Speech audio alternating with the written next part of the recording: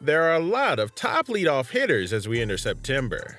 First, let's give some examples about what qualifies as a leadoff hitter for this list. It would have to be a player that's featured at the top of the lineup, such as Acuna Jr. or Derek Jeter. Let's take a look at baseball history to go over some top leadoff men that dominated in the role. When most baseball fans think about the Yankees, there's only a handful of players that almost always come up.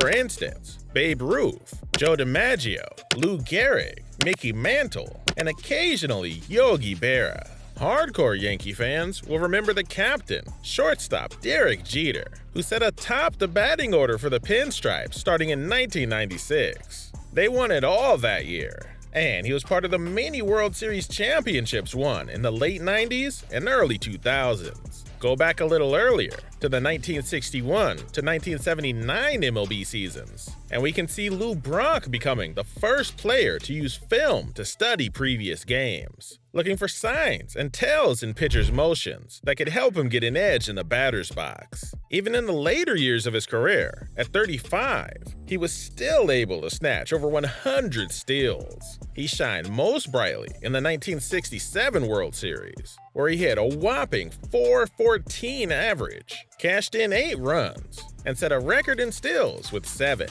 Moving to Japan, the age of the samurai left a huge mark on their culture and traditions. Seeing the way they wielded blades, maybe it was only natural that they would become so good at wielding bats. In 2001, Japan sent their samurai leadoff hitter, Ichiro Suzuki. By the time he arrived in Seattle, Ichiro had accumulated over 1,275 hits, playing in the Nippon Professional Baseball League. He nearly tripled that in his MLB regular seasons, with 3,089 hits. During his career, he ended up with a .311 batting average, with 1,420 runs scored, 780 RBIs, and over 500 stolen bases. Add a 60.0 wins above replacement on top of all that, and you get the picture. Today's games also feature some deadly weapons atop the lineups. And we have to start by talking about Ronald Acuna Jr.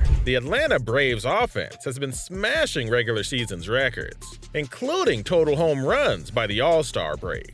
So far, number 13 for the Atlanta Braves has been doing his job, earning a .336 batting average with more than 160 hits, over 25 home runs, and 55 stolen bags, which is the most in all of the majors. His on-base percentage is nearly 1,000.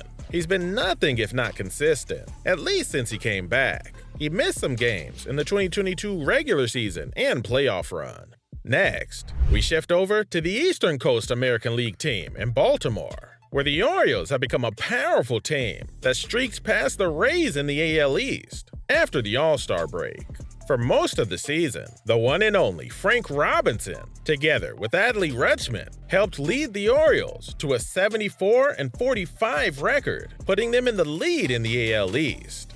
As a rare switch-hitting catcher, Rutschman has improved on his solid rookie season by collecting over 115 hits, in addition to over 15 long balls, and has raised his batting average to .267 compared to .254 from last year. Heading out west to the Mississippi Valley, the NL Central has a veteran leadoff hitter who's overcome an injury from 2020 and is now accomplishing back-to-back 100-hit seasons. Those seasons each also have over 25 doubles and home run numbers in the double digits. In 2023 alone, he scored over 80 runs with over 65 RBIs. Milwaukee Brewers designated hitter Christian Yelich has been hovering around a .300 batting average and has snagged over 25 bases. The AL Central has been rather stale compared to the other divisions, but at this point in the season, the Cleveland Guardians have been a .500 ball club. The team has struggled to find consistent offense for an otherwise solid starting rotation.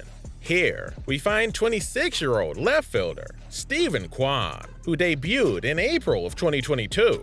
This year has become a top leadoff hitter, executing at a high level and collecting over 130 hits with a .272 batting average, over 15 stolen bases, and scoring over 70 runs.